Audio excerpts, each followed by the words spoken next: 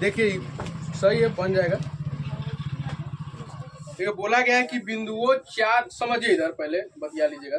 बिंदुओं चार, 4,-1 और -2,-3 को जोड़ने वाला रेखाखंड को सम त्रिभाजित करने वाला बिंदुओं के निर्देशांक ज्ञात कीजिए। अच्छा वाह, क्वेश्चन अच्छा है। देखिए क्या बोला गया, पहले बोला कि दो बिंदु है 4,-1 और -2,-3। तो हम दो बिंदु पहले लिखिए देते हैं। एगो ई बिंदु होगा, एगो ई बिंदु होगा, ठीक है। इस दोनों बिंदु को जोड़ने वाला, तो इसको और इसको जोड़ने वाला रेखाखंड हम बना दिए, ठीक है। इसको और इसको जोड़ने वाला रेखाखंड बना दिए। और दो है तो नामों दे देते हैं, इसका नाम देते हैं पी के, ठीक है। पी के होता है, पी क्यू ना होता है, ओ पी क्यू, इसका नाम पी क्यू दे देते हैं। अच्छा, पी बिंदु का नाम दिए तो दो बिंदु भी दे, बिंदु को भी लिख देते हैं हम लोग। 4 और -1 है तो 4 और -1 लिख दीजिए, ठीक है। और फिर है -2 और -3 है तो -2 और -3 लिख दिए ना, इसमें कोई दिक्कत नहीं। बोला था कि बिंदु 4, और 4, ई और -2,3 को जोड़ने वाला रेखाखंड, तो दोनों को जोड़ने वाला एक रेखाखंड हो गया। अब फिर इसमें क्या बोल रहा है, जोड़ने वाला रेखाखंड को सम त्रिभाजित करना है, मतलब 3 भाग में भाज देना है। 3 भाग में मतलब बांट देना है। कितना भाग में? 3। त्रिभाजित, त्रि मतलब हुआ 3, सम मतलब समान, और भाजित मतलब बांट देना। 3 भाग में बांटना है। क्या भाग में? 3। अभी बताइए ये पूरा रेखाखंड कितना भाग में? अकेले भाग है, एक के भाग में। अच्छा, इसमें अगर हम एगो बिंदु दे देंगे तो क्या भाग में बट गया? 2 भाग में। इतना से इधर 1 भाग और इतना से इधर 1 भाग, तो अभी 3 भाग हुआ नहीं। 3 भाग अगर करना है तो बीच में क्या को बिंदु देना पड़ेगा? 2 को। तो देखो अगर यहाँ पे ई है, ये एगो इसको यहाँ देते और इसको यहाँ नहीं देके यहाँ देते, अब 3 भाग नहीं हो गया? इतना दूर से इतना डंटा, इतना दूर से इतना, फिर ना क्या डंटा हुआ? 3 गो। 3 भाग में बटा गया ना, तो 3 भाग बटाएगा तो कै गो बिंदु को लाना पड़ेगा? 2 गो। तो ये 2 गो बिंदु अपना मन से लाए। कैसे लाए? 3 भाग में बोला था बांटने के लिए, ओ से लगाए। तो पी क्यू, अब इसको एगो को आर लिख देते हैं, पी क्यू। चलो आर, और इसको क्या लिख दिए? एस। कोई दिक्कत नहीं।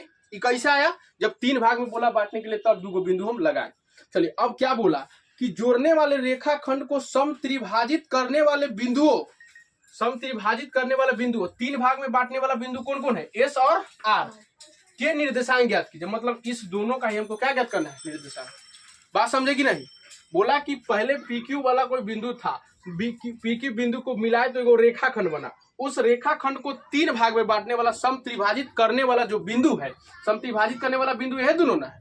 तो ये दोनों का निर्देशांक ज्ञात कीजिए। भाई बिंदु है तो यहाँ पर भी तो x और y होगा, यहाँ पर भी तो x और y होगा। तो बताइए ना कि x की जगह पे कितना, y की जगह पे कितना, x की जगह पे कितना, y की जगह पे। समझे क्वेश्चन? तो यही x और y का निर्देशांक निकालना है। निकलेगा आराम से, कहले निकलेगा। देखिए कैसे निकलेगा। चलिए इसको थोड़ा सा इधर हटा देते हैं, इधर साइड में। इसका यहाँ लिख देते ताकि उन्हें लिखने में बनेगा। कितना था? 5 है ना? कितना था जी? भूल गए? 4, -1। ओ 4 था ना, 4 था। 4, -1 था। और इसको भी और उधर बैक गया, -2, -3 है तो -2, -3। ठीक, चलिए अच्छा निकालते हैं हम लोग x और y का मान। पहले s का ही निकाल लेते हैं। चलो s का निकालेंगे। अच्छा, हम लोग को पता है कि विभाजन सूत्र वाला, विभाजन सूत्र हम लोग कब लगाते हैं? जब दो गो कोई एगो रेखाखंड हो और उस रेखाखंड में अगर कोई एगो बीच में अगर बटा, बीच से बांटे चाहे कनु से बांटे, उससे हमको मतलब नहीं है। अगर हम कोई एगो बिंदु लगा दिए और कोई बिंदु लगाला के बाद जब 2 भाग में बढ़ जाता है, अगर ये दिया रहे और ये दिया रहे, तो हम लोग विभाजन सूत्र लगाते हैं ना, जिसमें से बीचलका का x मान x और y निकल जाता है। तो वैसा ही हम करेंगे। हम क्या करते हैं इस बार कि पहले क्या करें, एक सेकेंड पहले हम लोग लिख देते हैं माना, भाषा लिखने से पहले माना PQ रेखाखंड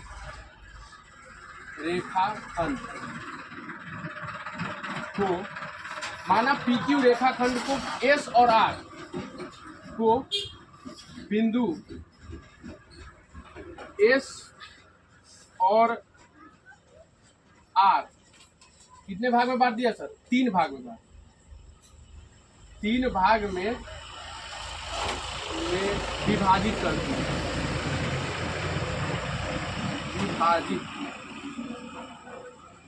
करती।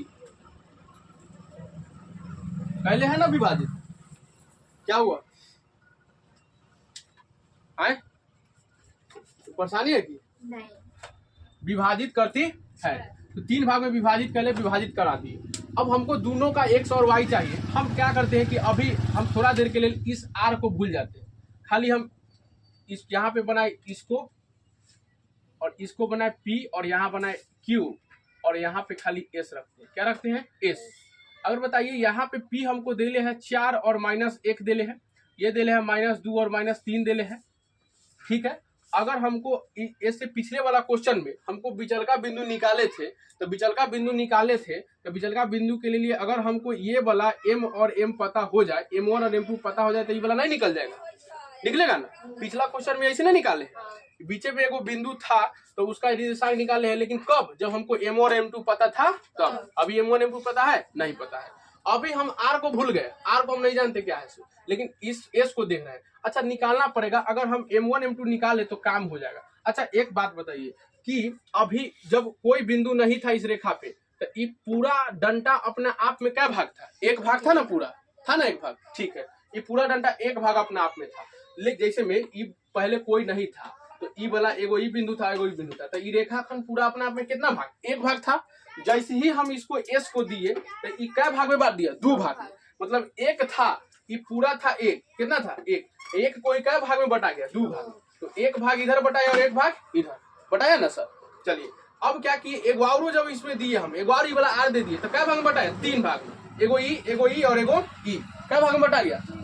इतना दूर से इतना एक भाग, इतना दूर से इतना एक भाग, और इतना दूर से क्या भाग हुआ? 3 भाग। तो ये पूरा मिला के कितना भाग है? 3 भाग। 3 भाग है ना।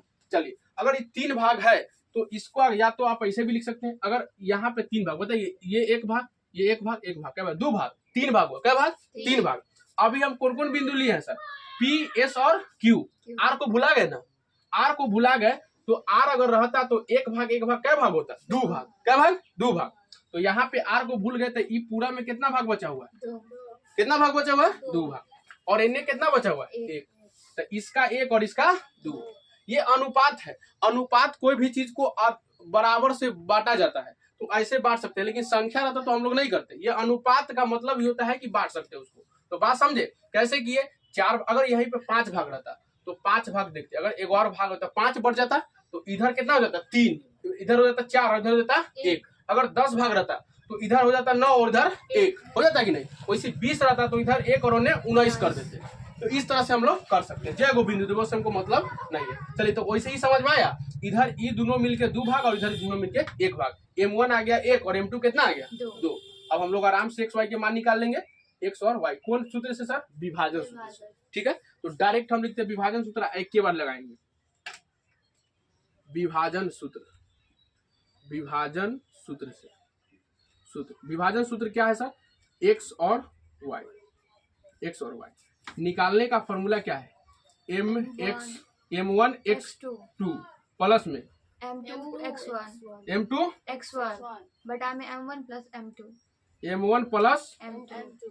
पगलाइएगा नहीं, कहा कि हम ऐसे पिछले बार आप लोग को x बराबर पहले लिखवाए थे, m1 प्लस x2 ऐसे करके, तो वो से भी नहीं, कोई दिक्कत नहीं। एक के हम x लिख दे, ये जब निकलेगा तो x के लिए ये वाला निकलेगा, आएगा और अभी ये नहीं निकलेगा, है ना। जग है नहीं, मिटा दे इसको, समझ गए आप तो, मिटा ही देते हैं।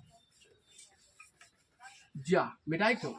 नहीं, ये पे कर देते हैं हम लोग। इसको 1 रहने देते हैं और इसको क्या करते हैं, यहाँ से यहाँ तक 2। ठीक है, तो ये मेरा जो यहाँ से यहाँ तक कितना है सर? यहाँ से यहाँ तक m1 और यहाँ से यहाँ तक m2। ठीक है, ये में कर दी। चलिए इधर फॉर्मूला लिख देते हैं। अब ई कॉमा दे दिए, यहाँ पे x वाला फॉर्मूला, या देखिए कैसे हुआ, यहाँ से ये ब्रैकेट के ब्रैकेट दिए, यहाँ पे x का फॉर्मूला लिख दिए और यहाँ कॉमा के कॉमा, यहाँ y का फॉर्मूला।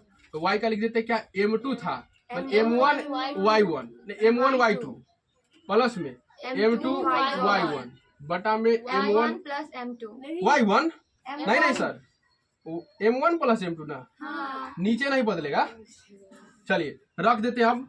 चलिए, इससे इसको कोई मतलब नहीं है, साथे मतलब बार बार नहीं लिखना पर इसलिए लिखिए। चलिए m1 कितना है सर? 1 रखिएगा सर सही से। m1 1, x2 कितना है सर? -2। पहले लिखना पड़ेगा ना, तो इसको x और इसको y, इसको x और इसको y, 1 1 2 2। ठीक है, चलिए x2 कितना है, x2 माइनस 2 रख दिए, प्लस तो दशरथ जी ध्यान से देखिए m2 कितना है सर, 2 रख दिए, x1 कितना है मालिक, x2 नहीं 4 है, 4 x1 4 है बटा m1 कितना है 1 प्लस में m2 कितना है, कॉमा दे दिए, हो गया।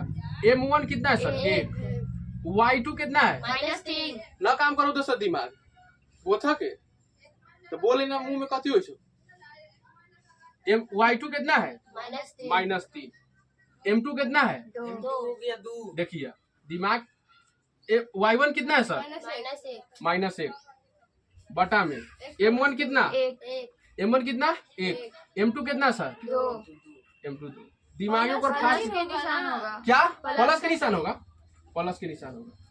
चलिए अब डायरेक्ट कर देते हैं, बराबर के बराबर, एक में 2 से गुना करेंगे तो 2 होगा, लेकिन माइनस है तो माइनस का 2, प्लस 4 दूनी 8 1 2 3 में 1 से गुना तो 3, लेकिन माइनस, प्लस 2 में 1 से गुना तो 2 2 में 1 से गुना तो 2 माइनस आएगा, प्लस माइनस -2 हो गया, बटा में 2 1 3, ठीक है। 8 में से 2 जाने पर 6 बचता है, ठीक। इधर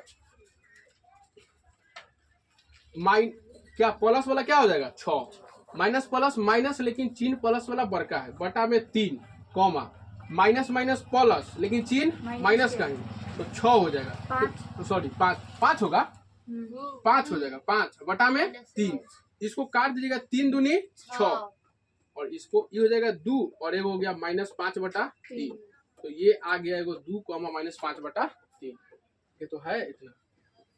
ये वाला लिखना था यहाँ पे, इसको मेरे पास है, तो x का कितना आया सर 2, क्योंकि यहाँ था ना, इस तरह से था ना हम लोग को करना, तो x और y, यहाँ पे x कॉमा y, तो x का मान कितना 2, y का मान -5 बटा 3, ठीक आए ना हुआ। चलो देख लो तनी, देख लीजिए,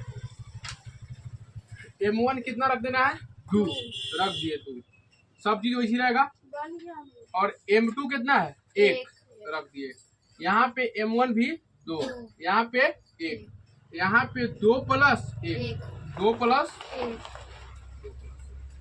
अच्छा 2 दूना 4, तो माइनस का 4, प्लस के प्लस 1 में 4 से 4, 3 दूना 6, लेकिन माइनस के 6, प्लस में प्लस नहीं सर, 1 में 1 से गुना तो 1 प्लस माइनस -1, नीचे सही है। अब यहाँ पे 4 4 अरे 0, तो 0 बटा 3 हो गया, माइनस 6 6 -7 बटा 0 कॉमा -7 बटा, यही होगा, आया 10।